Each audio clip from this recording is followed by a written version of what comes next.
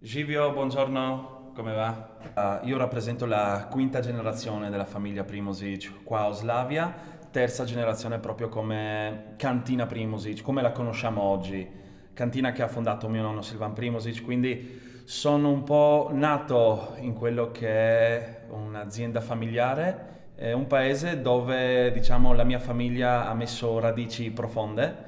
Oslavia per me rappresenta un po' una tradizione e una base che rappresenta un po' quello che sono io, secondo me. La nostra generazione ha un po', è nata in quella che è una globalizzazione feroce, una globalizzazione molto, molto forte, che questo comporta anche dei lati positivi effettivamente, però la nostra generazione cerca un po' quello che è l'identità, quello che ha il nostro territorio che gli altri non hanno, per avere un'identità ancora più forte che non è un'identità omogenea in tutto il mondo, quindi anche un po' di diversificarsi, però senza perdere quel suo animo globale. Quindi il concetto che mi piace un po' sviluppare è un po' il concetto di glocal, no? Che sarebbe un po' magari think global ma stay local.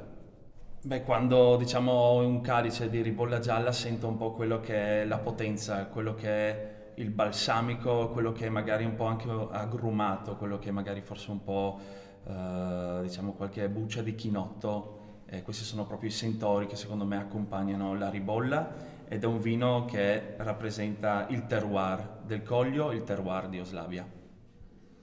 Sento una storia di ricerca, è una storia di voler essere presenti nel mondo con la propria identità. Da giovane giovane, beh, ricordi bellissimi con gli amici, si giocava, e a parte che anche giovani, ma non è un ricordo triste, si doveva anche lavorare qualcosa, perché a 5 anni si raccoglieva i chicchi in vendemmia di ribolla, che sono chicchi grossi, e quello un ricordo piacevole. Però non mi divertivo tanto quella volta, non se per questo. Si compravano i zoccoli per andare a scuola e il falsetto per quando eri più grande per vendemmiare, no? Questi sono ricordi di gioventù, ricordi di bambini di campagna, no? C'era questo mercato con tutte le giostre che si le vedeva solo una volta l'anno per Fiera Sant'Andrea, si andava a Veglioni, si andava a questo, quell'altro, si finiva il veglione alle 5 e alle 6 dovevi essere in azienda a lavorare, no? Questo era ricordi di grande lavoro, però sempre piacevoli perché ci si divertiva, raccolte ciliegie, veniva tutte le ragazze a raccogliere e allora per i giovani era un ricordo piacevole anche quello, no? E stessa pandemia, era una festa, no? La vendemmia era una festa, veniva amici e dopo si faceva la grigliata e tutte queste cose che non esistono più. No? Era tutto il giorno lavoro, dopo la sera anche in cantina, però la grigliata non mancava. No? Dopo, beh, soddisfazioni anche col vino, dopo io ho iniziato proprio professionalmente immobiliare nel 64 e avevamo cominciato così, però era piacevole. E quando abbiamo iniziato, l'unico mercato che era per vini bianchi era ex Impero, Gorizia Trieste. E già a Udine lì era di moda un tai de neri, no? Gorizia era un bicchiere bianco, Trieste, no? A Oslavia vengono gente praticamente da tutto il mondo, anche quelli. Sono molto interessati della storia anche.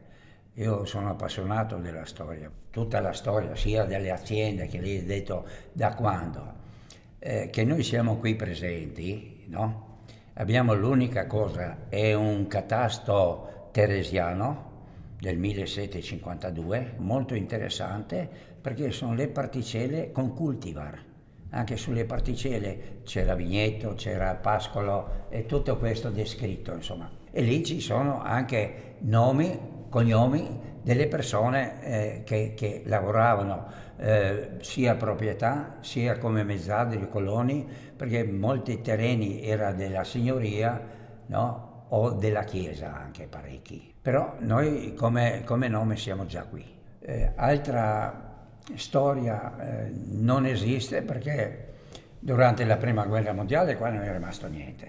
neanche i libri del comune di Podgora, che era quella volta qui, no? È stato perso tutto, per cui rimane quello di Maria Theresia o quello dopo la prima guerra mondiale. Qua era tutto distrutto. Quello che racconto molto bene della Oslavia, di Oslavia proprio, report di guerra, che c'era una ragazza che è venuta qua, una certa Alice Schalek, no? Che ha scritto Isonzo Front e scrive Oslavia la collina morta. A un certo punto scrive che non è rimasto il terreno, neanche, non accetta neanche i cadaveri più, no? Cioè una cosa incredibile.